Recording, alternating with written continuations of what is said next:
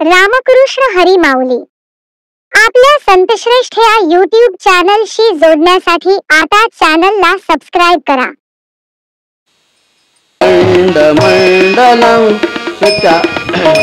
मंडलम पुंडलीकवरदा हरि विठ्ठल श्री ज्ञानदेव तुकाराम.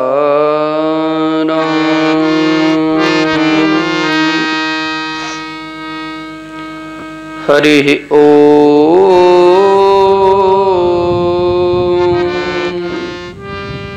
तत्सत्.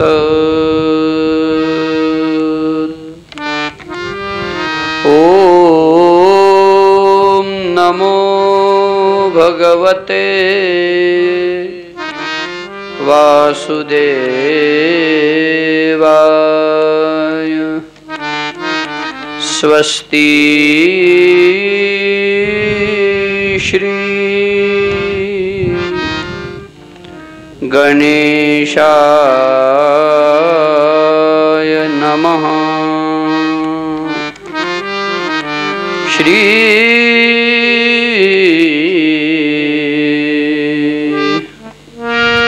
सरस्वत्यै नमः. श्री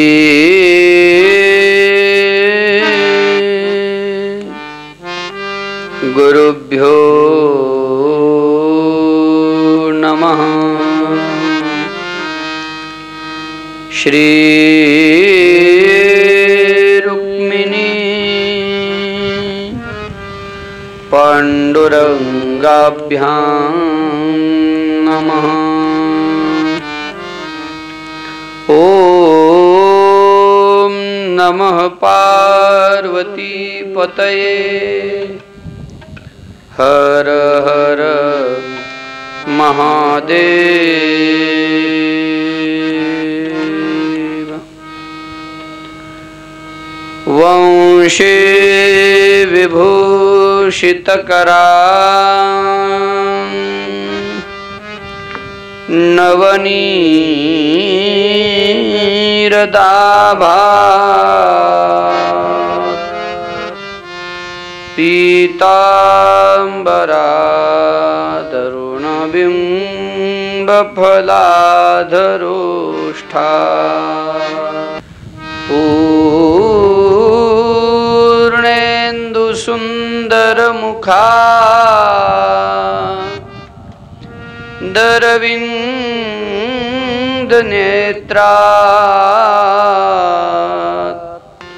कृष्णात् परं किमपि तत्त्वमहं न जाने. लोकाभिरामं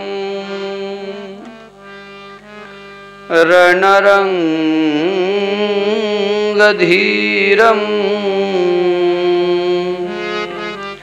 राजीवनेत्रं रघुवंशनाथं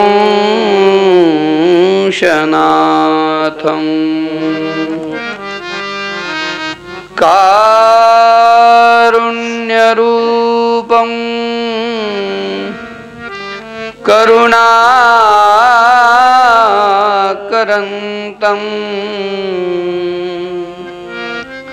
श्रीरामचन्द्रं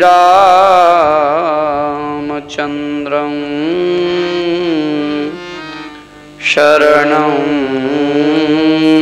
प्रपद्ये. समचरणसरोजं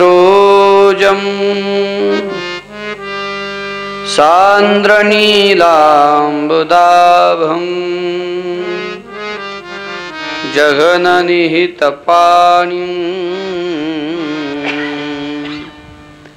मण्डनं मण्डनाना. तरुणतुलसीमाला कंधरं कञ्जनेत्रं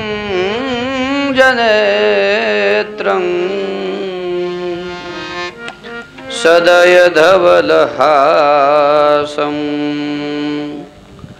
विठ्ठलं चिन्तयामि।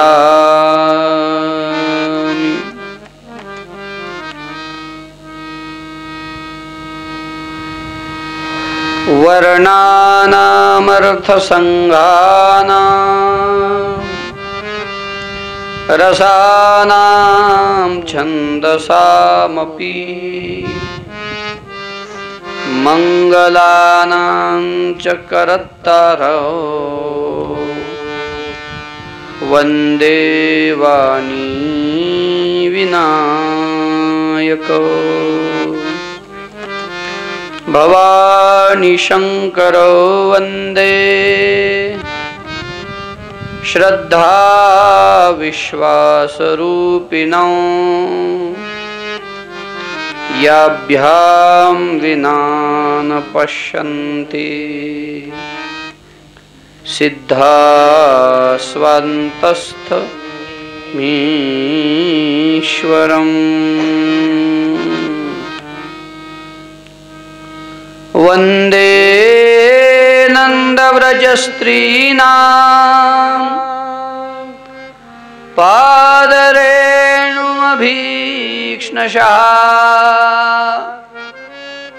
यासां हरिकथोद्गीतं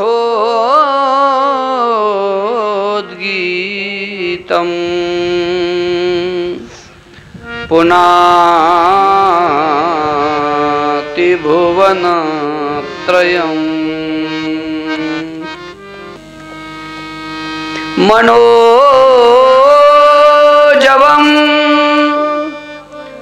मारुततुल्य वेगं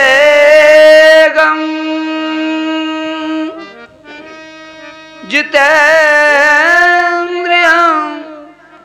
बुद्धिमतां वरिष्ठं वातात्मजं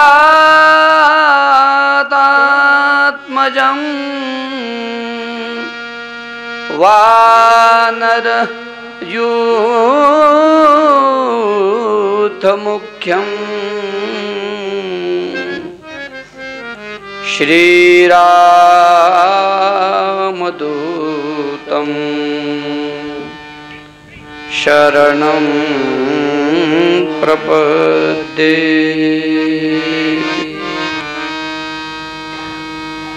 गुरुर्ब्रह्मा गुरुर्विष्णु गुरुर्देवो महेश्वरा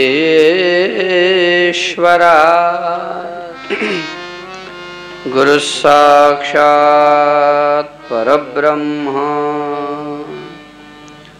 तस्मै श्री गुरुवे नमः।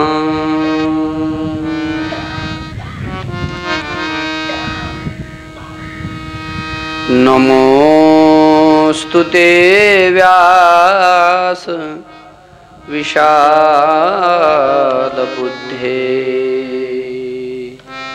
फुल्लारविन्दा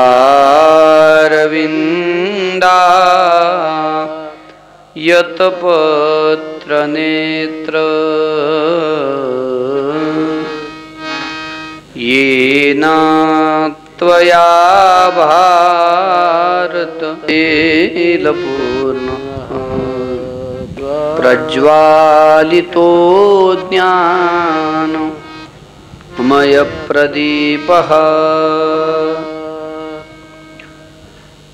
यं प्रव्रजन्तमनुपेतमपेतकृत्यम् द्वैपायनो विरह कातर आजुहाव पुत्रेति तन्मयतया तरवोभिनेदु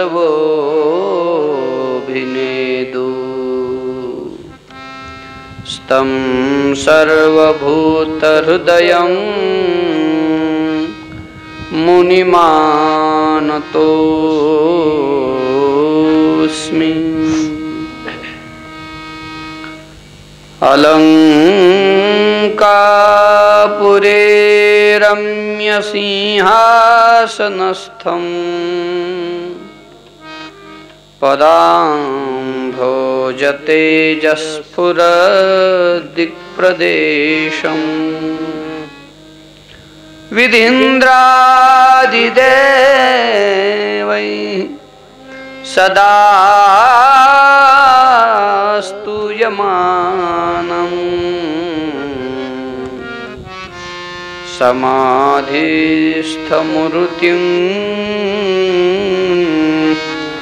भजे ज्ञानदेवम्।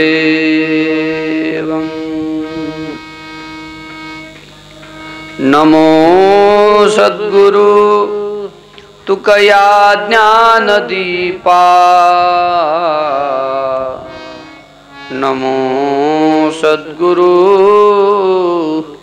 सच्चिदानन्दरूपा, नमो सद्गुरु भक्तकल्याणमूर्ति, नमो सद्गुरु भास्करा पूर्णकीर्ति।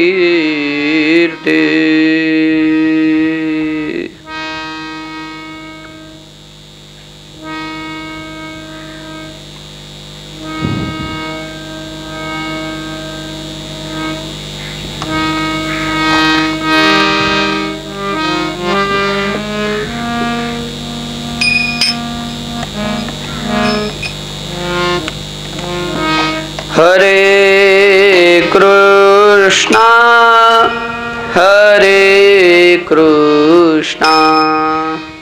कृष्णा कृष्णा हरे हरे,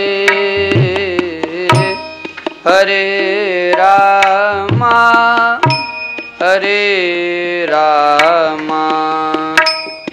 राम राम हरे हरे, हरे राम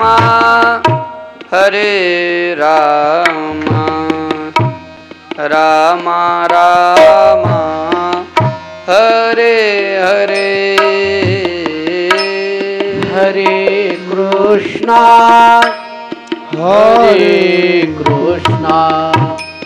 कृष्णा कृष्णा हरे हरे, हरे राम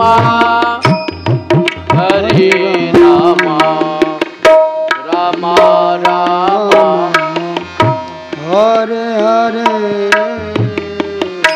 हरे कृष्णा कृष्णा कृष्णा हरे हरे, हरे कृष्णा कृष्णा कृष्णा हरे हरे, हरे राम राम राम हरे हरे, हरे राम राम राम हरे हरे। हरे कृष्णा कृष्णा कृष्णा हरे हरे, हरे राम राम राम हरे हरे, हरे कृष्णा कृष्णा कृष्णा हरे हरे, हरे राम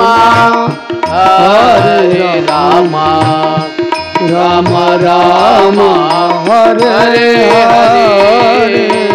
हरे कृष्णा कृष्णा कृष्णा हरे हरे, हरे राम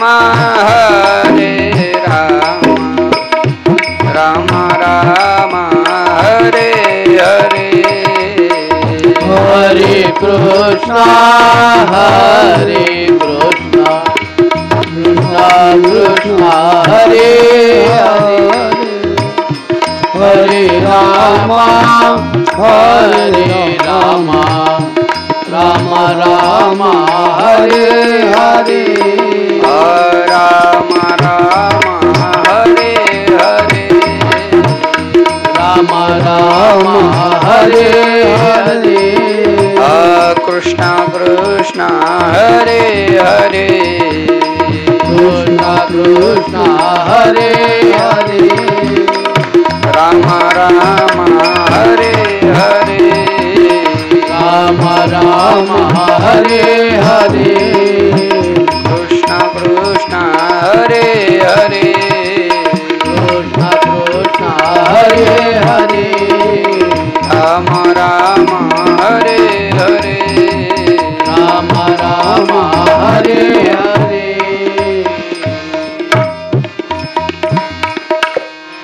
पुंडलीकवरदा हरि विठ्ठल श्री ज्ञानदेव तुकाराम।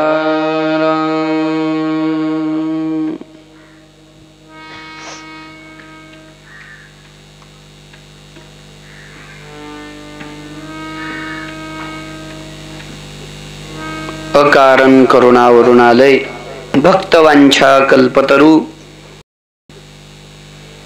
अनंत कृपा सिंधु अखिल कोटि ब्रह्मांड नायक रुक्मिणी प्राण संजीवन भगवान श्री पंढरीनाथ विश्व माऊली श्री ज्ञानोबाराया जगद्गुरु श्री तुकोबाराया आदि करून सर्व साधू संतांच्या कृपा आशीर्वादाने पुण्य सलीला अमृतवाहिनी भगवती तेरणामाईच्या या पवित्र तीरावरती भक्ती देवी भगवती माकनाई मातेच्या पवित्र चरण सानिध्यामध्ये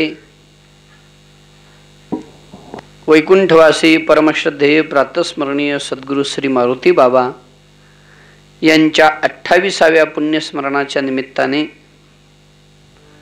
संपन्न होत असलेल्या या अखंड हरिनाम सप्ताह सोहळ्यामधील प्रथम दिवसाच्या भागवत कथेच्या प्रारंभी व्यासपीठावरून तुम्हा सर्व श्रोते सज्जनांना रामकृष्ण हरी।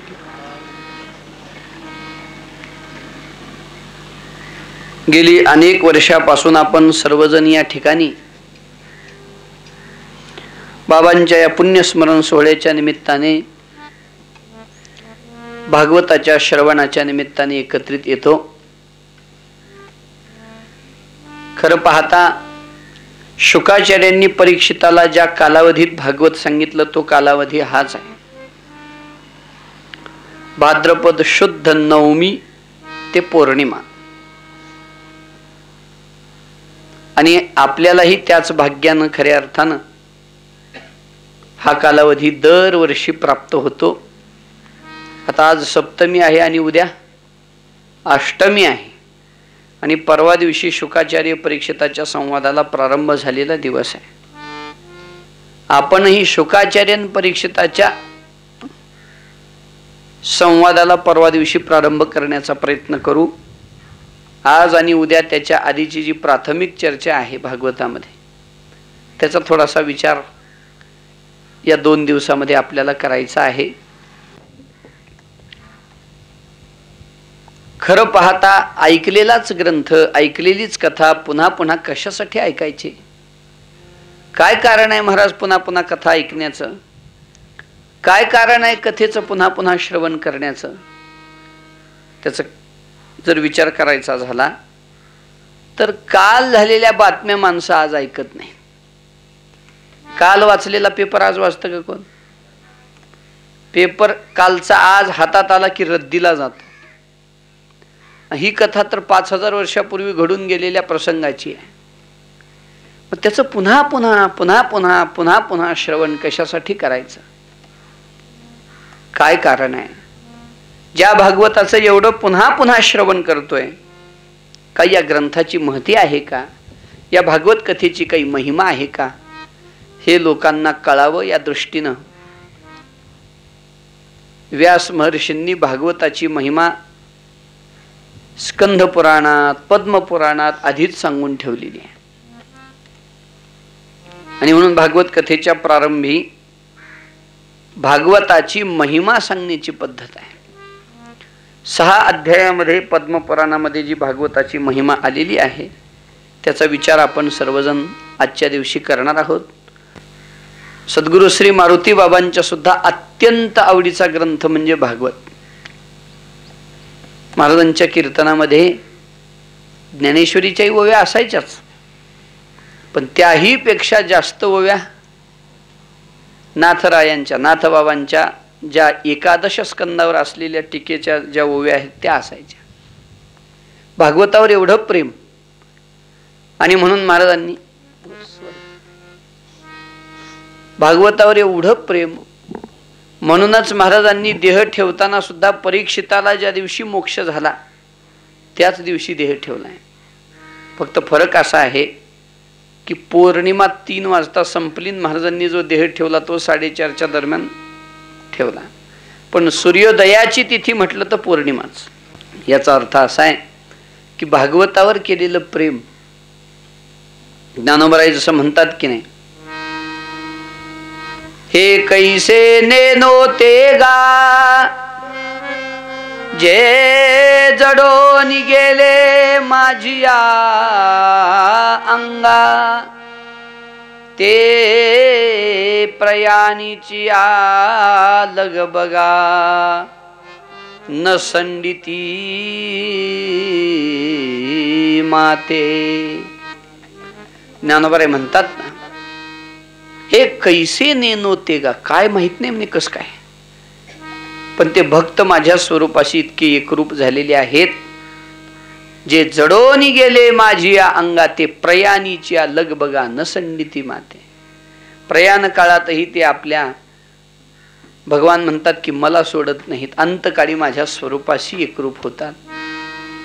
मरणाईली चकडे मज मिळोनी गेले पुढे, ते मरणी आणिकीकडे जातील काही.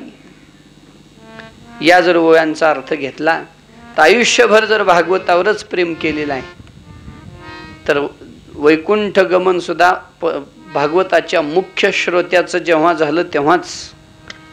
म्हणून आपल्याला हा पुण्य पर्व काळ दरवर्षी प्राप्त होतो. आणि दरवर्षी भागवत सप्ताहाच्या या कालावधीमध्ये आपल्याला भागवत कथा श्रवण चिंतन मनन करण्याचा हा क्षण जीवनामध्ये दरवर्षी प्राप्त होतो आहे. आणि म्हणून आपण सर्वजण कथेमध्ये उपस्थित आहोत. आता कथा तर ऐकायची आहेच, पण कथेची महिमा आधी कळावी, एखादी वस्तू आपल्याला मिळावी आणि त्या वस्तूची महिमा कळावी, हे फार महत्त्वाचं आहे. परवाचे एक वाक्य वैकुंठवासी परमश्रद्धेय विद्यावाचस्पती जगन्नाथांनाच्या मुखातून ऐकलं की बऱ्याच वेळेला तुमच्या आमच्या जीवनामध्ये जे नुकसान झालेलं आहे की नाही, ते चांगल्या गोष्टी न मिळण्यामुळे झालं नाही, चांगल्या गोष्टी मिळाल्या पण न कळाल्यामुळे झालेलं आहे. म्हणून जीवनात सगळ्यात मोठा तोटा आहे की एखादी गोष्ट मिळाली तर ती कळाली पाहिजे.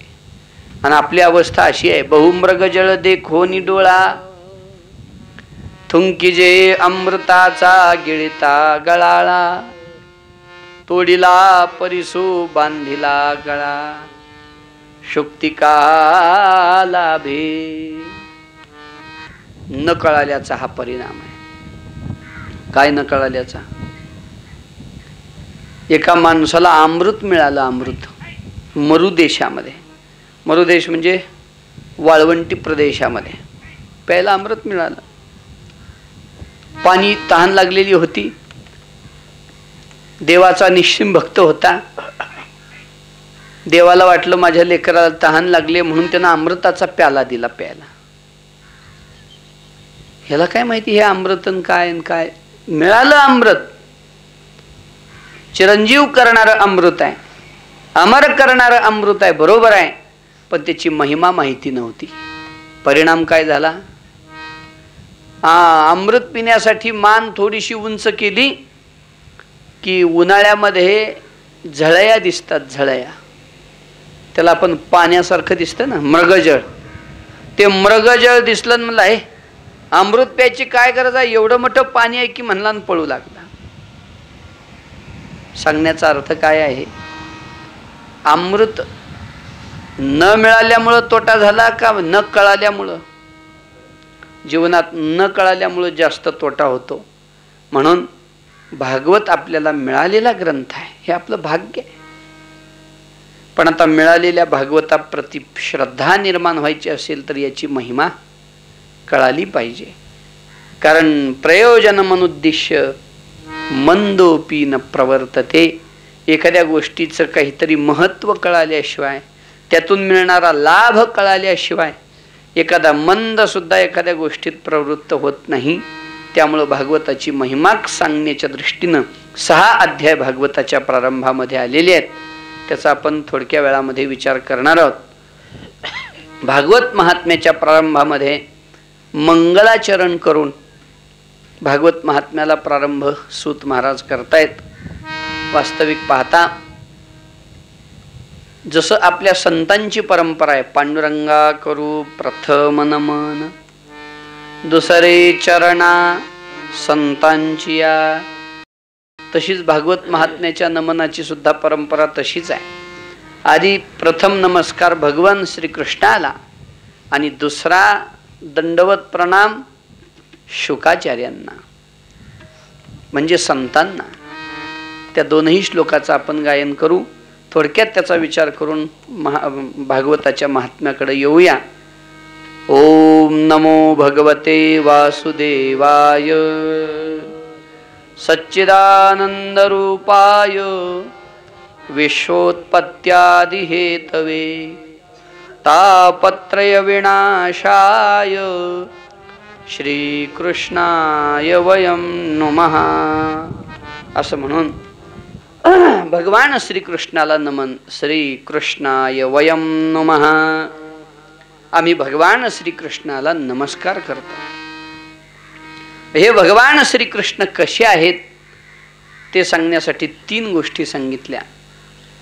सच्चिदानंद रूपाय, सच्चित आनंद असणारा हा परमात्मा आहे. सद्रूप आहे, चिद्रूप आहे आणि आनंद रूप आहे.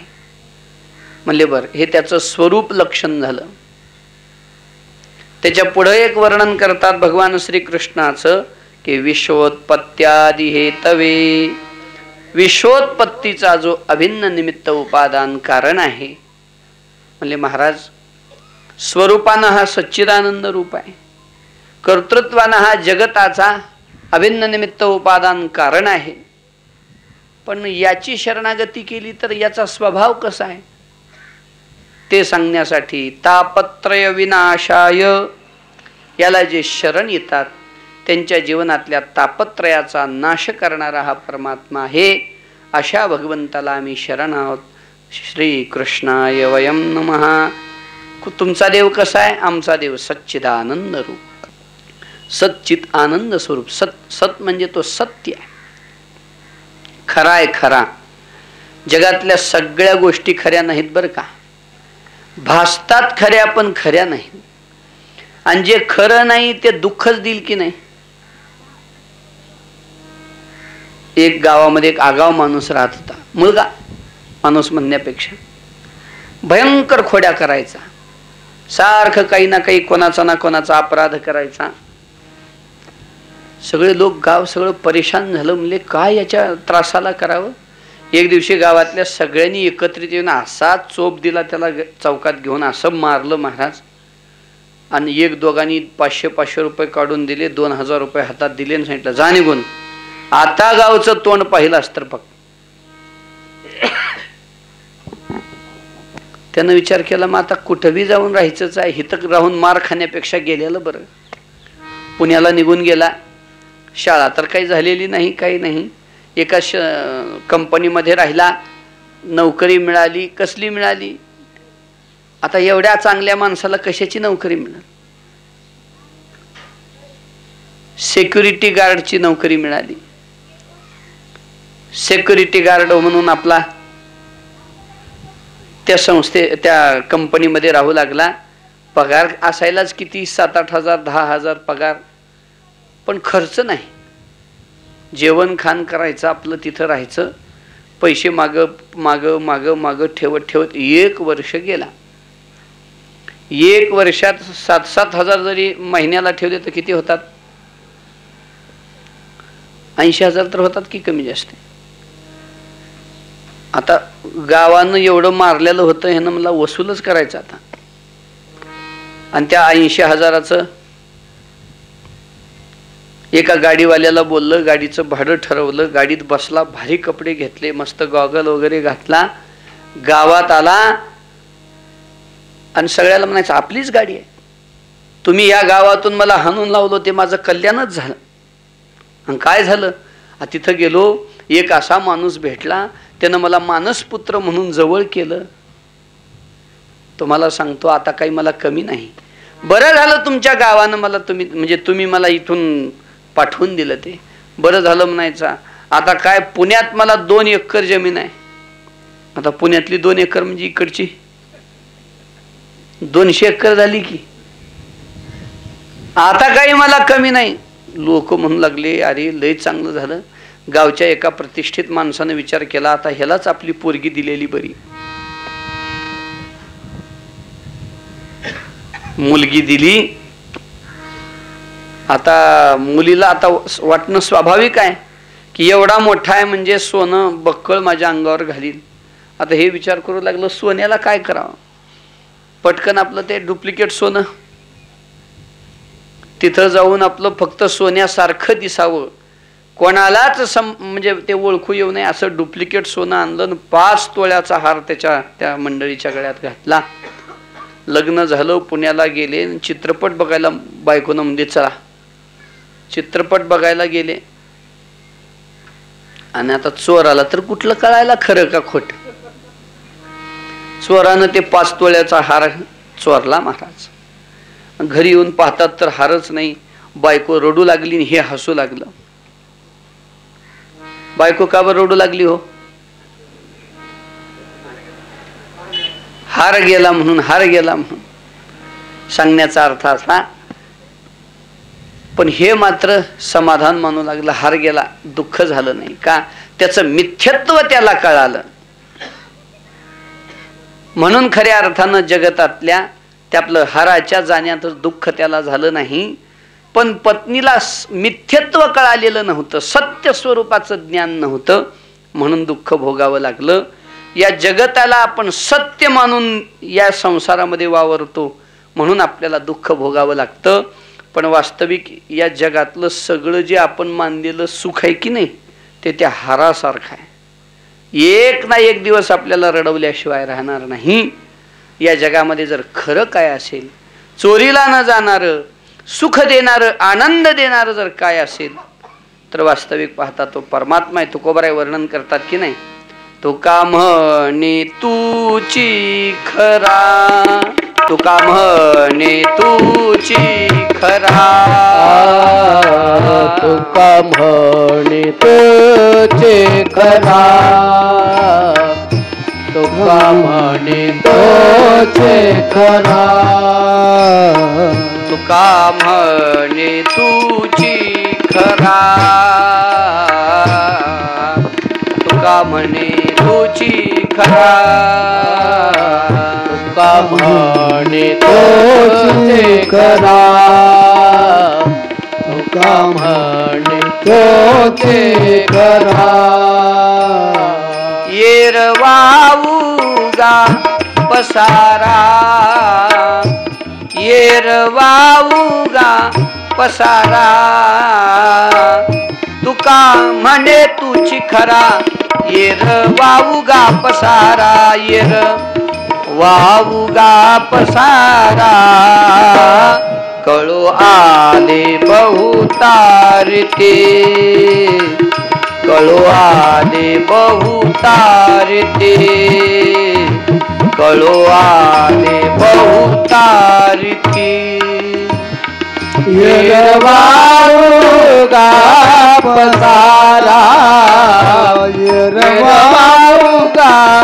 पसारा तुका म्हणे तोची करा हिरवा मुगा पसारा हिरवा मुगा पसारा कळो आले भवतारिती कळो आले भवतारिती कळो आले भवतारिती पांडुरंगा माझे चित्ते हा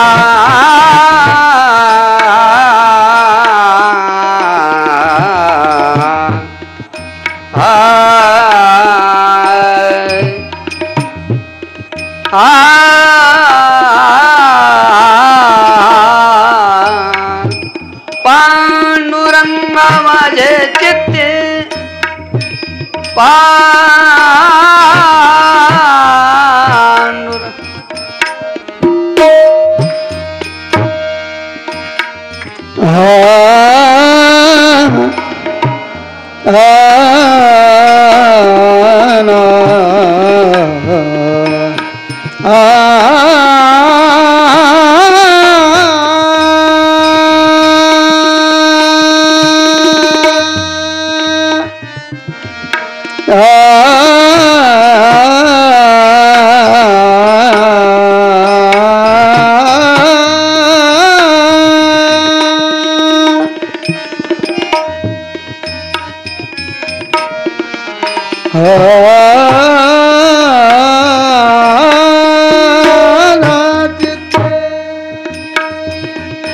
पांडुरंगा माझे चित्ती आ आ आ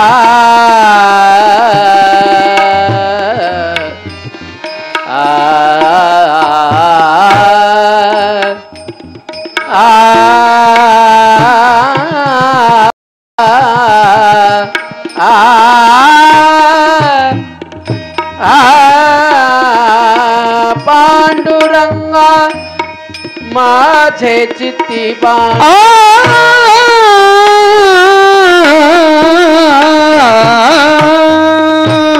पांडुरंगा माझे चित्ती कळो आले भवतारिती पांडुरंगा माझे कळो आले भवतारिती पांडुरंगा माझे चित्ते पांडुरंगा माझे चित्ते कळो आले भवतारिती कळो आले भवतारिती कळो आले भवतारिती भवतारिती भवतारिती तुका म्हणे तूची खरा येर वावगा पसारा.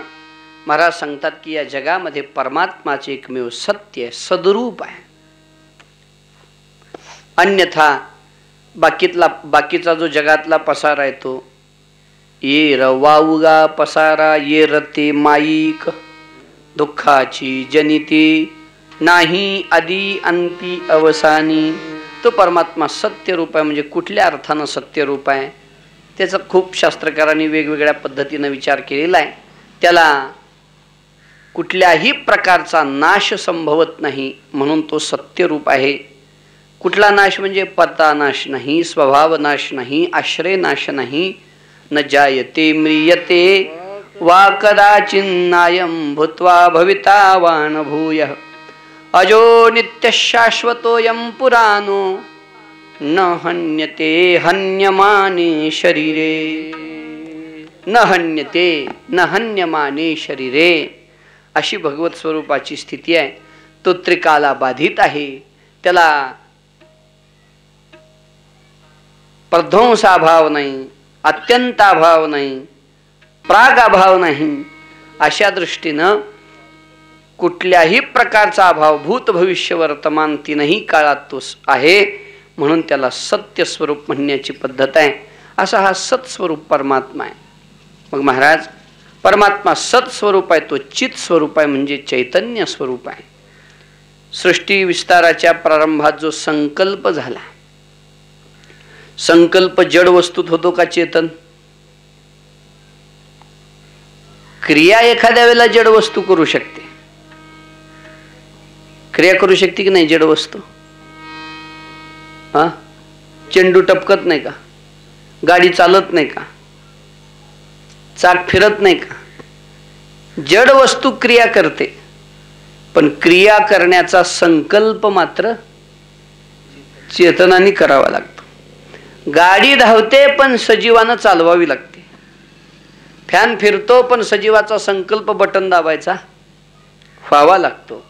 तसं ही सृष्टी निर्माण करण्याच्या आधी सृष्टी निर्माण व्हावी हा जो संकल्प आहे हा परमात्म्याचा संकल्प आहे. एकोहम भविष्याम हा जो संकल्प भगवंतानी केला म्हणून तो परमात्मा चित स्वरूप आहे. शास्त्रकारांनी तो ज्ञान स्वरूप आहे म्हणून त्याला चित स्वरूप म्हटलेला आहे. आणि पुढं तो आनंद स्वरूप आहे, कारण तो संकोचित नाही म्हणून आनंद स्वरूप आहे. जी वस्तू संकोचित होते ती सुखदुःखाला कारण ठरते. पण यो वै भूमा तत्सुखम नाल्पि सुखम, यो वै भूमा तत्सुखम. परमात्मा व्यापक आहे, अनवर्णीयान महतो महियान असं हे भगवंताचं स्वरूप असल्यामुळं महाराज सांगता सच्चिदानंद रूपाय श्री कृष्णाय. हा सच्चिदानंद रूप परमात्मा आहे. ज्ञानोबाई सुद्धा याचं वर्णन करताना काय करतात? सच्चिदानंद घन, सच्चिदानंद घन, पंढरीये परिपूर्ण, पंढरीये परिपूर्ण. कर ठेवो निज घन, कर ठेवो निज घन. वाट पाहे भक्ताची, वाट पाहे भक्ताची, वाट पाहे भक्ताची, वाट पाहे भक्ताची. विठ्ठल नाही गये स्थळी, विठ्ठल नाही गये स्थळी, विठ्ठल नाही गये स्थळी, विठ्ठल नाही गये स्थळी. ज्ञानोबराय वर्णन करता सच्चिदानंद घन, पंढरीये परिपूर्ण. परमात्मा हा पंढरीनाथ हा सच्चिदानंद रूप आहे, कारण हा नित्य आहे, कारण हा चैतन्य रूप ज्ञानरूप आहे आणि हा सुखरूप आहे म्हणून सच्चिदानंद रूपाय. परमात्म्याचा जो आनंद रूपपणा आहे की नाही तो मानलेला नाही, कल्पनाधीन आनंद परमात्म्याजवळ नाही. संसारात जो जो आनंद, भगवंताचं जे आनंद स्वरूपता आहे ती वस्तुस्थितीतला आनंद देवाचा आनंद आहे. आणि तुम्ही आम्ही जो संसारात आनंद भोगतो तो आनंद कल्पनेचा आनंद आहे, कल्पनाधीन आनंद आहे संसारातला. कल्पना करावी लागते संसारात आनंदाची, भावना करावी लागते. पण देवाजवळ आनंदाची भावना करायची गरज नाही. तर देव हा आनंद रूप आहे, सच्चिदानंद रूपाय. पुढे सांगतात विश्वोत्पत्त्यादि हेतवे. विश्वोत्पत्तीचा, विश्वाच्या उत्पत्तीचा जो हेतू आहे, हेतू म्हणजे कमी करू नका आवाज. हेतू म्हणजे काय तर अभिन्न निमित्त उपादान कारण आहे. आता हे अभिन्न निमित्त उपादान कारण काय ते माने गुरुजीला विचारा.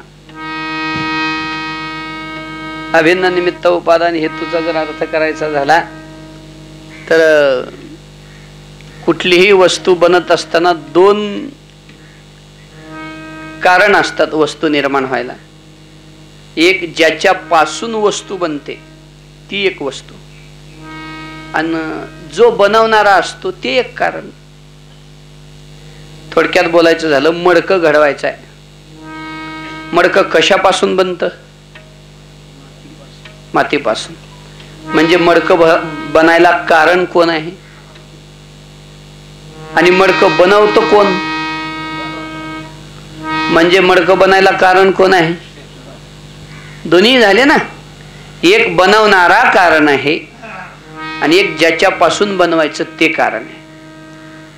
मग ज्या वस्तूपासून म्हणजे ज्या मातीपासून मडकं बनतं, ती माती मडकं बनल्यानंतर बाजूला होते का मडक्यात राहते?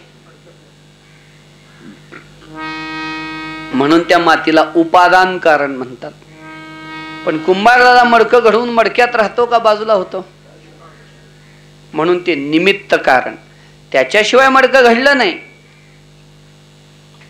पण त्याच्याशिवाय मडकं राहतं म्हणून ते निमित्त कारण आहे.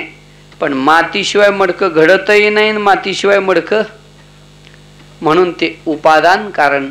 मग या जगताच्या निर्मितीच्या वेळेला देवानी जग निर्माण केलं का? त्याचं उत्तर आहे हो. तुकोबराय म्हणतात ना, जयापासून सकळ महिमंडळ हे झाले.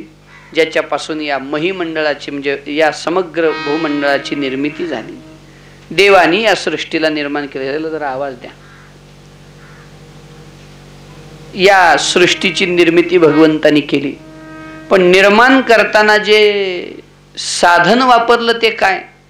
तर त्यासाठी शास्त्रकाराने असं सांगितलं की देवानी सृष्टी निर्माण केली हे बरोबर आहे, पण सृष्टी निर्माण करण्यासाठी ज्या वस्तू लागणार होत्या, रॉ मटेरियल, ते मटेरियल सुद्धा भगवंतानी स्वतःपासूनच निर्माण केलं. आता हे सांगायला जरा अवघड जाते. पुन्हा बघू कवा. तर गेल्या वर्षी सांगितलं होतं की याच्यावर बरा असा विचार केला तर आपण. सोनार एखादा अलंकार घडवतो, पण अलंकार घडवायसाठी सोनं बाहेरचं दुसरं वापरतो. पण देवानी सृष्टी निर्माण करताना दुसरा कोणता पदार्थ वापरला नाही, स्वतःपासूनच या सृष्टीचं नियमन निर्माण केलं भगवंतानी. यासाठी दत्तप्रभूंनी जो एक गुरु केलेला आहे त्या गुरुचं उदाहरण इथं देता येणं शक्य आहे. 24 गुरुपैकी एक ऊर्ण नाभी नावाचा किडा दत्तप्रभूंचा गुरु आहे. दत्तप्रभू म्हणतात ऊर्ण नाभीचं काही वैशिष्ट्य. ऊर्ण नाभी म्हणजे जाळ्या करायचा जो असतो की नाही, कोळी किडा म्हणतो आपण, कोष्टी म्हणतो, स्पायडर म्हणतो. तर तो ती जी जाळी विणतो, ती जाळी विणण्यासाठी कुठला इंजिनियर आणतो का स्वतःच विणतो ती जाळी? म्हणजे बरं, जाळी स्वतः विणतो. कुठून आणतो ती जाळी? मंगळवारच्या बाजारात कवी भेटलाय आपल्याला. आम्ही कस काय, जरा जाळी संपल ती जाळी घ्यायला आलतो. तो जाळी कुठून आणत नाही आणि जाळी विणायलाही दुसऱ्याला, जाळी स्वतःच विणतो आणि स्वतःच्या शरीरातून त्याला निर्माण करतो.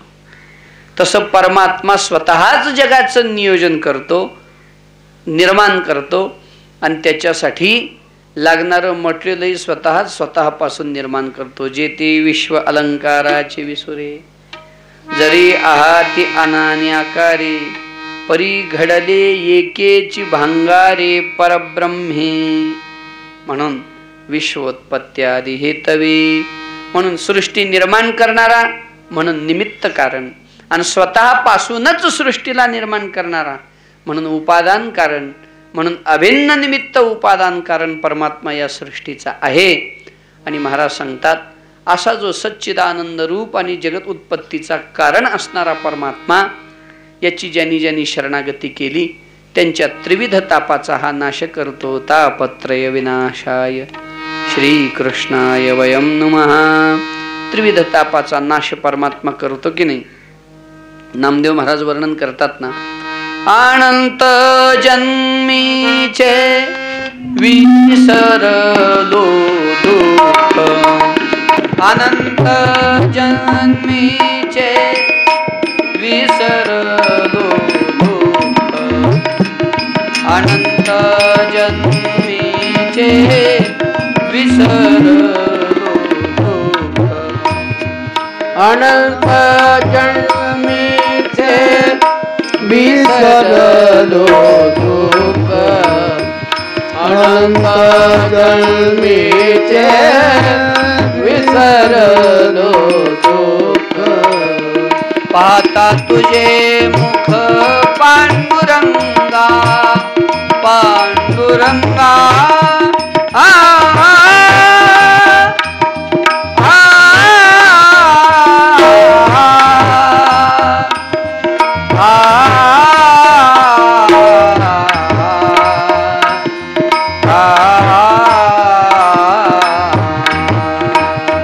अनंत जन्मीचे विसरलो अनंत जन्मीचे विसरलो दुःख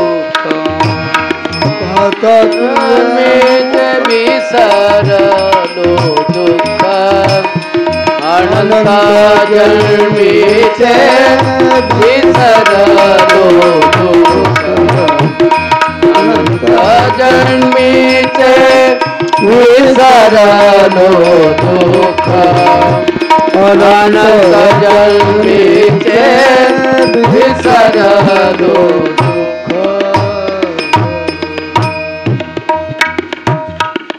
अनंत जन्मीचे विसरलो दुःख पाहता तुझे मुख पांडुरंगा. नामदेव महाराज वर्णन करतात अनंत जन्मीच्या दुःखाला माणूस विसरतो भगवंताच्या श्रीमुख कमलाला पाहिल्यानं. म्हणून तापत्रय विनाशाय तापत्रयाचा नाश करणारा हा परमात्मा आहे.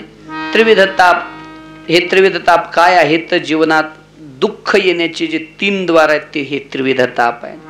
3 द्वार माणसाला दुःख या त्रिविध तापाच्या बाहेर होतच नाही. कुठलंही दुःख या 3 पायरी त्या 3 दरवाजातूनच आत यावं लागेल.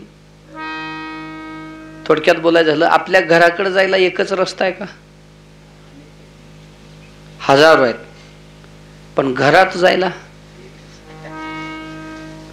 फार फार तर 2 मागचा एक आणि पुढचा एक. घराकडे जाणारे रस्ते अनेक आहेत. तसं दुःख होणारे वेगवेगळे प्रकार आहेत. पण दुःख होतं ते या 3 दरवाजातूनच. एक तर आधी दैविक, नाहीतर आधी भौतिक, नाहीतर आध्यात्मिक. ते काय आहे काय नाही पुढं आपण त्याचा वेळ भेटेल तसं पुढच्या ह्याच्यात विचार करू. आज काही सगळं हे करत बसायचं नाही. आणि महाराज सांगतात अशा तापत्रयाच्या प्रणत क्लेशनाशाय गोविंदाय नमो नमः. नामा म्हणे केशव म्हणते स्वामी ते नाशितो क्लेशाते म्हणूनिया. किंवा शीतळ झालो पावन झालो. निळोबराय म्हणतात ना देवाच्या दर्शनाचा परिणाम शीतलता. शीतलता म्हणजे शांती जीवनात प्राप्त होते. आणि शांती प्राप्त होणं म्हणजेच त्रिविध तापाचा नाश होणे. म्हणून तापत्रय विनाशाय श्रीकृष्णाय वयम नमः. जो परमात्मा शरण गेलेल्या भक्ताच्या जीवनातल्या सर्व दुःखाचा नाश करतो. दुःख सुख ठेवी आम्हासाठी दुःख आपणची घोटी असा जो परमात्मा आहे, जो सच्चिदानंद रूप आहे आणि जो या जगत उत्पत्तीचा अभिन्न निमित्त उपादान कारण आहे, त्या भगवान श्रीकृष्णाला नमन. त्यानंतर दुसरं नमन आहे ते यम प्रव्रजंतमनुपेतमपेत कृत्यम द्वैपायनो विरह कातर आजुहाव पुत्रेति तन्मयतया तरवोभिनेदु स्तम सर्वभूत हृदयं मुनिमानतोस्मि. दुसरं जे नमन आहे ते सर्वभूत हृदयं मुनिमानतोस्मि. शुकाचार्यांना नमस्कार. जे शुकाचार्य जन्माला येता क्षणी संसाराचं बंधन नको म्हणून आईच्या पोटात 12 वर्ष राहिले, जन्माला आल्याबरोबर पळून गेले, असे जे त्यागी आहेत, जे सर्वभूत हृदय आहेत, अशा शुकाचार्यांना नमस्कार करून या ठिकाणी भागवत महात्म्याला प्रारंभ होतो आहे. नैमिषे सुतमासीन मभिवाद्य महामतिम कथामृत रसस्वाद कुशल क्षौनको ब्रवीत. या व्यास महर्षी सांगतात नैमिष अरण्यामध्ये शौनक ऋषी व आदी करून सर्व ऋषी एकत्रित जमलेले आहेत. अनुष्ठान करण्याच्या निमित्तानं त्यांचं एकत्रित जमणं घडलेलं आहे. आणि त्या ठिकाणी सूत महाराजांचं आगमन झालं. सूत महाराजाला पाहिल्याच्या नंतर शौनकादी ऋषींनी सूत महाराजांना प्रश्न विचारला, महाराज घोर असा कलियुग आता चालू होतोय. या भयंकर कलियुगामध्ये लोकांच्या अंतःकरणातली सात्विक भावना नष्ट होत चाललेली आहे. लोक दुराचारी, विषयी, कामी अशा प्रकारचे निर्माण होत चाललेले आहेत. अशा वेळेमध्ये भगवत भक्तानं आपली भक्ती करत असताना, एखाद्या शिष्यानं आपल्या गुरुची सेवा करत असताना आपल्या अंतःकरणातलं वैराग्य, विवेक, शांती, समाधान, भक्ती, ज्ञान या सगळ्या गोष्टी कशा जोपासाव्या. कारण या कलीच्या प्रभावात या सगळ्या गोष्टीवर आता आवरण यायला लागलेलं आहे. काय केलं म्हणजे या सगळ्या गोष्टी कलियुगापासून आपल्याला वाचवता येणं शक्य आहे. इह घोरे कलौ प्रायो जीवश्चासुरतांगतः जीवश्चासुरतांगतः. या कलियुगामध्ये लोक मोहमायेनं ग्रसित होऊ लागलेले आहेत. क्लेशाक्रांतस्य तस्यैव शोधने किं परायणम. काय करावं? ज्ञान वैराग्य सिद्ध करण्यासाठी, भक्ती ज्ञानाला स्थिर ठेवण्यासाठी कलियुगामध्ये काय केलं पाहिजे आम्हाला सांगा. शौनकादी ऋषी जेव्हा हा प्रश्न सूत महाराजांना विचारतात तेव्हा सूत महाराज सांगतात की या भयंकर अशा कलियुगामध्ये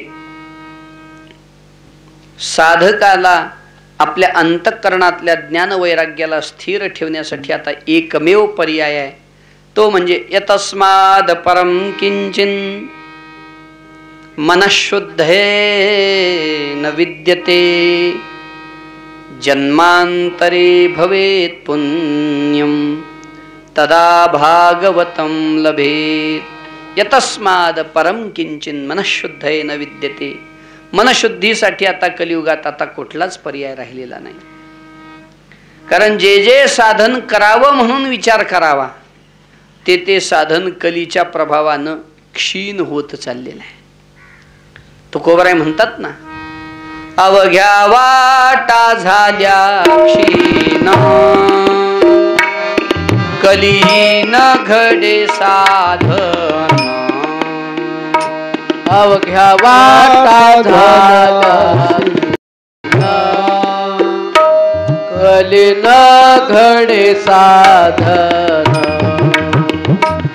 अवघ्या उचित विधी विधान उचित विधी विधान उचित विधी विधान उचित विधी विधान न कळे न घडे सर्वथा न कळे न घडे सर्वथा भक्ती पंथ बहु सोपा पुण्य ना गविया पापा भक्ती पंथ बहु सोपा पुण्य ना गविया पापा. अवघ्या वाटा झाल्या क्षीण कली न घडे साधन उचित विधी विधान न कळे न घडे सर्वथा. उचित विधी विधान न कळे आणि न घडे. बाकीच्या आता गोष्टी या कलियुगात घडणं शक्य नाही. कसं काय शक्य नाही? त्याचा जर आपण अभ्यासपूर्ण विचार करू लागलो तर एका एका गोष्टीचा विचार करता येणं शक्य आहे. कर्म करणं शक्य नाही, कर्माचं अनुष्ठान करणं शक्य नाही. का? कर्मातली सूक्ष्मता लोकांना आता लक्षात येणं कठीण आहे. खरं तर कर्म हे विज्ञान आहे. कर्मठता ही विज्ञानातली गोष्ट आहे, परंतु ते लोकांना लक्षात येणार नाही. कलीचा प्रभाव आहे. बरं, एखाद्याला कर्माची पद्धती लक्षात आली तरी निष्काम कर्म होणं शक्य नाही. का बरं हो? कारण कलीचा हा प्रभाव आहे की निष्कामता बुडतच चाललेली आहे. साध्यातली साधी गोष्ट आहे. माणसं पूजा घालायची म्हणली तरी माणसं स्वार्थ ठेवून करतात. तर मोठ्या मोठ्या यज्ञाचं आयोजन निष्कामतेनं कसं होईल? मोठ्या मोठ्या कर्मकांडाचं आयोजन निष्कामतेनं कसं होईल? साधं चमच्याभर तेल आणि बोटभर वाती असते तरी सुद्धा माणसं अपेक्षा ठेवूनच शुभम करोतु कल्याणम, आरोग्यम धनसंपदा, शत्रुबुद्धी विनाशाय, है ना. दिवा लावताना हा श्लोक म्हणण्याची पद्धत आहे. म्हणजे दिवा लावायचं कर्म जरी करायला तरी सकामता आहे. म्हणजे निष्कामता कर्मामध्ये येणं फार कठीण आहे. म्हणून कली न घडे साधन, मनशुद्धये न विद्यते. म्हणून निष्काम कर्मयोगानं खऱ्या अर्थानं मनाची शुद्धी होते. पण निष्काम कर्म कोण करील? म्हणले बरं महाराज, योग साधन करायला काय अडचण आहे? महाराज म्हणजे योग साधन कोणालाच होणार नाही. कारण योग साधन करण्यासाठी लागणारी योग्यताच बांधणं कठीण आहे. महाराज वर्णन करतात ना, म्हणजे भगवान वर्णन करतात गीतेत, योग करायचा असेल तर सगळ्यात महत्वाची अट आहे युक्त आहार विहारस्य, युक्त चेष्टस्य कर्मसु, युक्त स्वप्नावबोधस्य, योगो भवति दुःखः. योगो भवति दुःखः, बरोबर आहे. योगानं दुःखाचा नाश होईल, पण त्यासाठी युक्त आहार विहारस्य. मला वाटतं या दोन्ही गोष्टीत आपला पॉइंट उडतो. आपल्याला युक्त आहार घेणं शक्य नाही आणि युक्त झोप घेणं शक्य नाही. म्हणजे कमी जेवावं कमी झोपावं हे वारकऱ्याला लागूच होत नाही. महाराज वारकऱ्याला कमी जेवणं शक्य आहे का? जेवायला बसलं म्हणजे 4 तरी भाकरी खावं लागते, तेव्हा आपलं कुठं जरा अर्ध पोट भरल्यासारखं होते. युक्त आहार आपल्याला जमायची गोष्ट आहे का? म्हणजे युक्त विहार, झोपीचं तर बोलूच नका. कमी झोप कशाला महाराज? कीर्तनात कथेत बसून झोपावं लागतंय आपल्याला. निर्वाहा पुरते अन्न आच्छादन, आश्रमाचे स्थान कोपी गुहा. योग करायसाठी युक्त आहार. किती आहार घ्यावा? शंकराचार्य एका ठिकाणी सांगतात, भूक लागणं हा रोग आहे असा समज करून घ्यावा, आणि भूक रूपी रोगाचं औषध हे जेवण आहे असं समजावं, आणि जसं औषध घेतो तसं जेवण करावं. क्षुद्व्याधीश्च चिकित्स्यतां प्रतिदिनं, भिक्षौषधं भुज्यताम्, स्वाद्वन्नं न तु याच्यतां विधिवशात्, प्राप्तेन संतुष्यताम्. शंकराचार्य म्हणतात, क्षुध व्याधी ही, भूक ही व्याधी आहे असं समजा, आणि भिक्षौषधं भुज्यताम, भिक्षेत मिळालेलं अन्न औषध समजून घ्यावं. आता औषध माणूस बचकन खातो का चिमटीनं खातो? औषध कसं खातो माणूस? किंवा औषध मोजून खातो का अमर्याद खातो? मोजून खातो ना औषध आपण. जेवण सुद्धा माणसानं मोजून करावं. माणसं ते जेवताना मोजूनी का? मोजूनी ज्याचा लय आहार आहे ती म्हणतात तसं, पण प्रमाणात आहार असावा. सद्गुरू उज्ज्वलानंद बाबांचा आहार पाहिलाय, 24 तासाला 1.5 भाकर. किती? 24 तासाला 1.5 भाकर म्हणलो बरं, एका टायमाला न, 24 तासात 1.5 भाकर खायचे बाबा. आणि रात्री झोपायच्या वेळेला मग एखादं फळ खायचे फक्त. मग कधी ते टरबूज असलं टरबूज, खरबूज असलं खरबूज, थोडा चिवडा असला तर चिवडा, थोडा सुशेला असला तर तेही किती म्हणाल तर 5-6 घास. आणि त्याच्यावर मग दुसऱ्या दिवशी 11:30लाच. सांगण्याचा अर्थ आहार योग्यासाठी अत्यंत गरजेचा आहे. निर्वाहा पुरत्यान्नाच्छादन. आणि पुन्हा काय करावं? राहावं कुठं? गुरदाळ्यात नाही, आश्रमाचे स्थान कोपी गुहा, कुठंतरी एकांत वासात राहावं. शुचोदेशे प्रतिष्ठाप्य स्थिरमासनमात्मनः.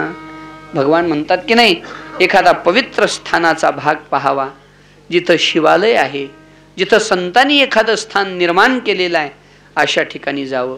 म्हणून तुम्ही जेवढ्या संतांच्या समाधी आहेत त्या कुठं आहेत तो बघा ध्यान करून, कुठं आहेत? ज्ञानोबाची समाधी कुठं आहे? शिवालयाजवळ, म्हणजे सिद्धेश्वर हे जुनं शिवालय आहे तिथं. गोरबा काकांची समाधी कुठं आहे? कालेश्वराचं मंदिर आहे तेरमध्ये, आपण गेलात तर. निवृत्तीनाथाची समाधी कुठं आहे? त्र्यंबकेश्वराजवळ. सोपान काकाची समाधी कुठं आहे? सासवडला आहे. तिथल्या देवाचं नाव सांगा. भगवान शंकराचंच आहे ना मंदिर समोर, मग माग सोपान काकाची समाधी. कुठल्याही संताकडे चला, शिवालय जिथं आहे, निगूढ मठ व्हावा की शिवालय, एकांत स्थान, पवित्र स्थानात संतांनी आपली समाधी, आपलं चिंतनीय स्थान निवडलेलं आहे. सांगण्याचा अर्थ, जो संती वसविला ठाऊ, संतोषासे सावाऊ, मना होय उत्साहो धैर्याचा, अभ्यास आपण या ते करी, अनुभव हृदया ते वरी, ऐसी रम्यपणाची थोरी, आथी जेथ. अशी जी अवस्था आहे, सांगण्याचा अर्थ असा आहे, योग करण्यासाठी या सगळ्या गोष्टी लागतात. आपल्याला घर सोडणं शक्य आहे, आहारावर नियमन करणं शक्य आहे, झोपीवर कंट्रोल मिळवणं शक्य नाही. म्हणून मन शुद्ध आहे न विद्येत.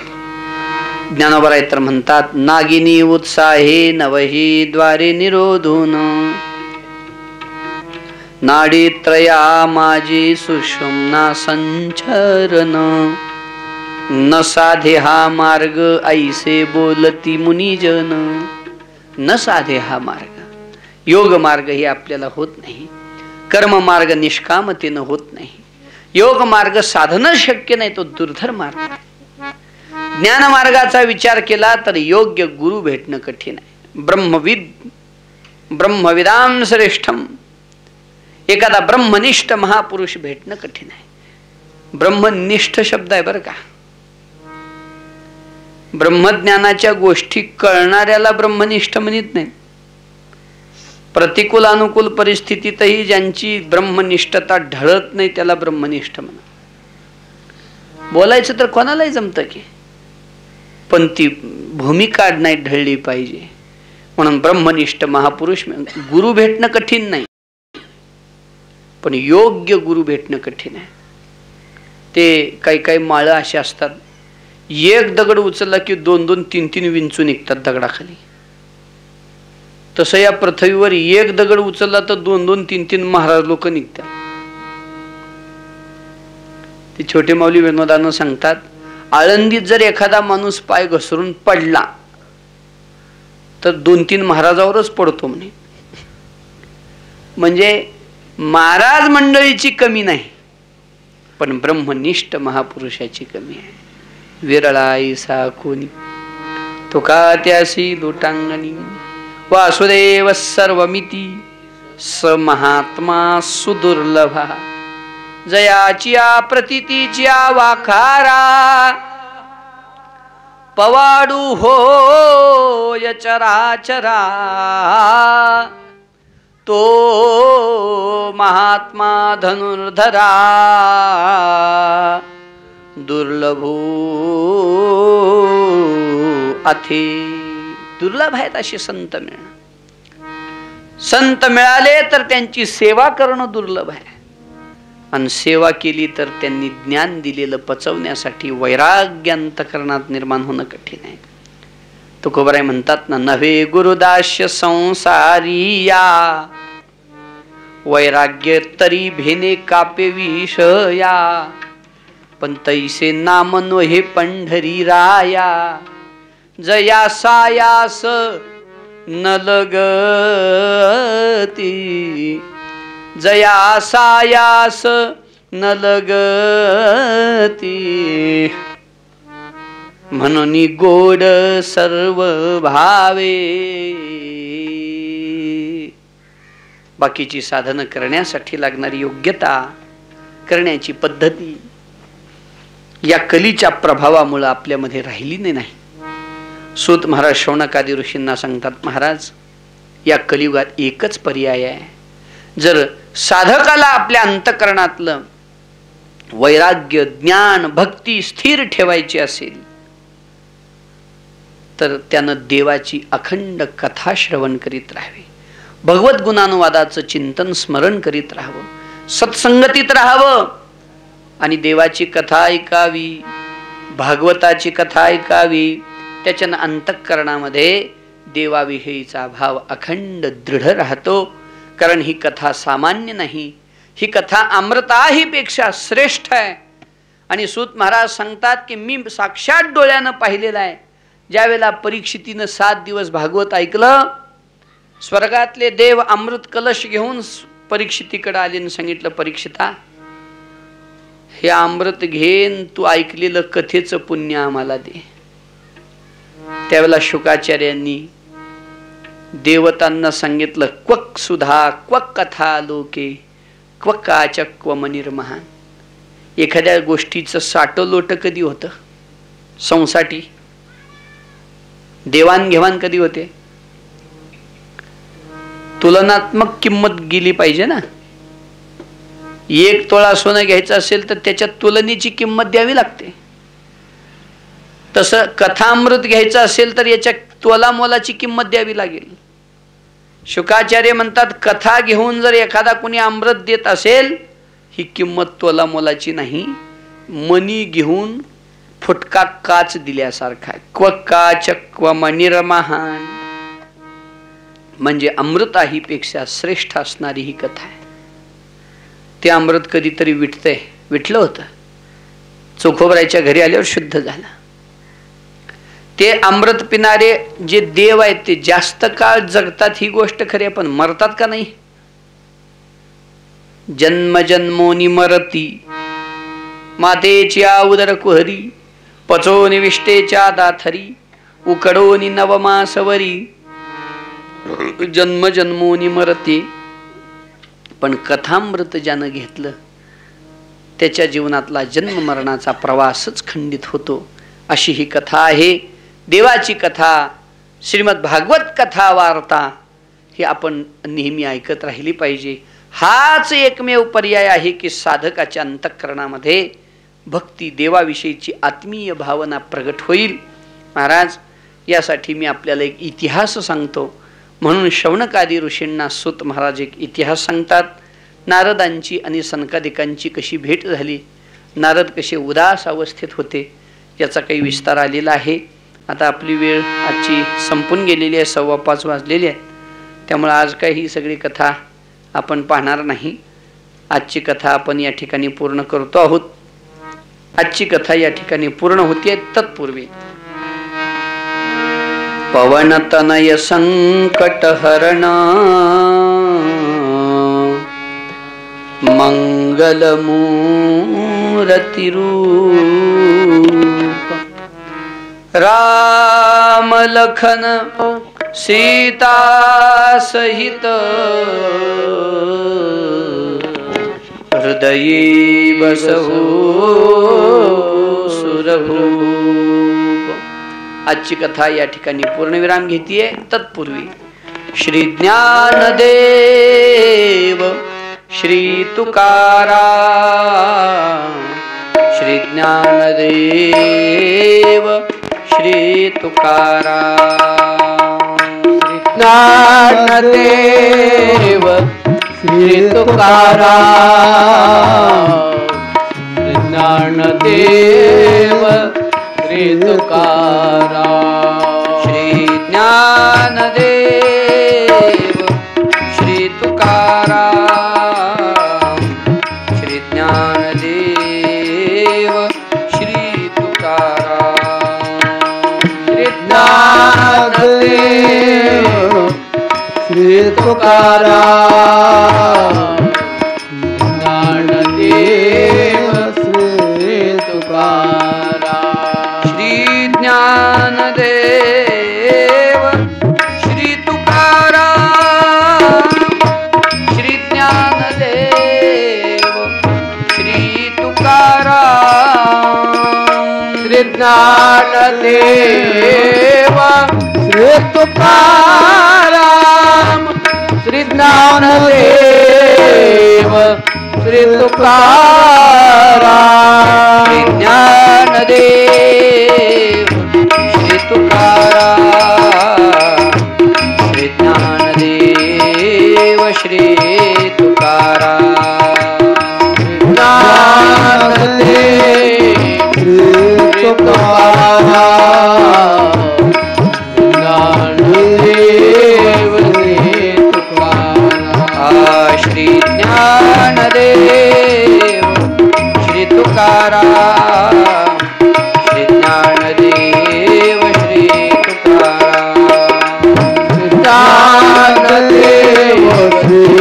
तुकाराम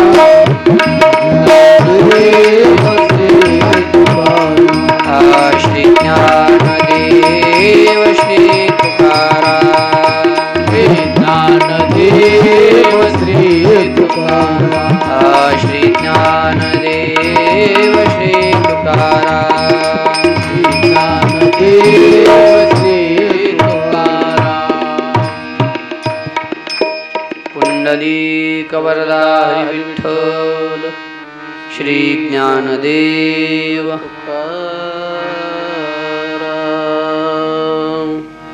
जय ओ जय श्री भागवता आरती करू तुझ भगवंता श्री शुकमुनीने परम भक्तीने नाना परीने गाई रे जा हरि चरिता आरती करू तुझ भगवंता वेद तरुचे मधुर फळा स्वादुर सेजे स्वज्वल आत्मा राम मुनी सकळ देवुनी झाले जन सुफळ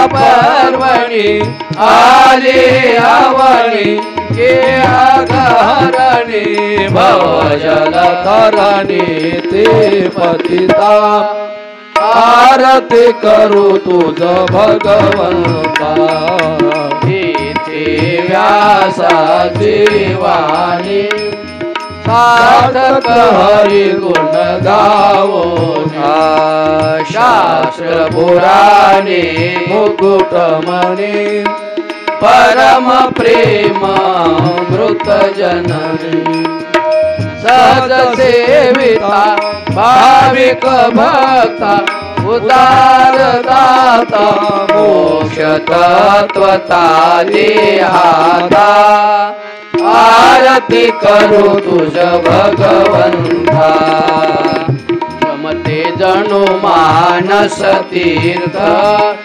द्वादश सोपाने युक्त निर्मल भक्ति जले भरिता विहरे हरि हंस चित्त श्लोक सुखमळे संत द्विजकुळे सेवने रमले प्राण हरपले रस पिता आरती करू तुझ भगवंता अपार महिमा ग्रंथाचा वदवे ना कोणासाचा प्राणची कीर्तनकाराचा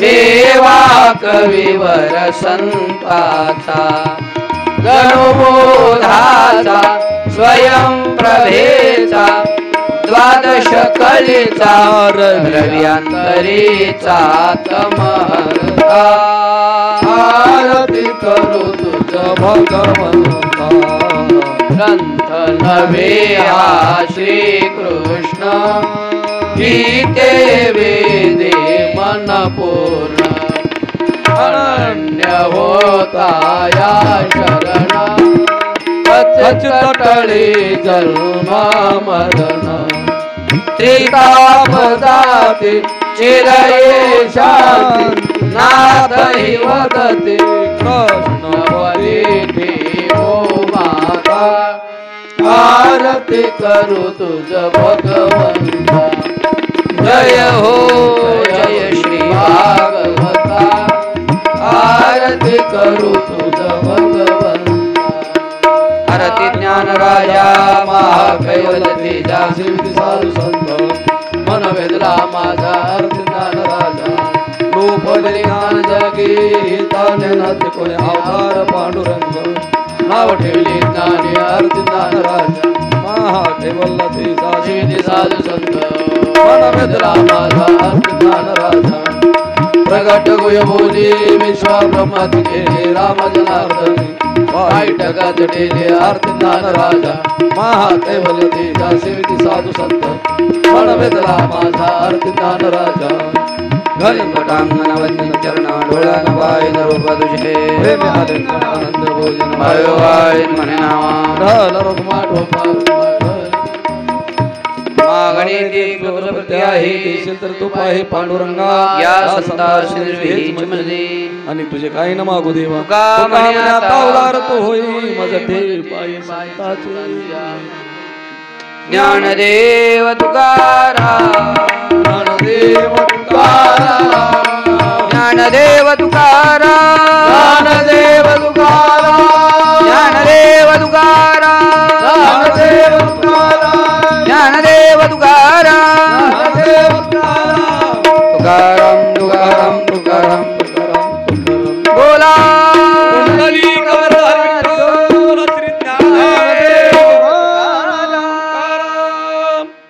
रामकृष्ण हरी माऊली. आपल्या संतश्रेष्ठ या YouTube चॅनलशी जोडण्यासाठी आता चॅनलला सबस्क्राईब करा.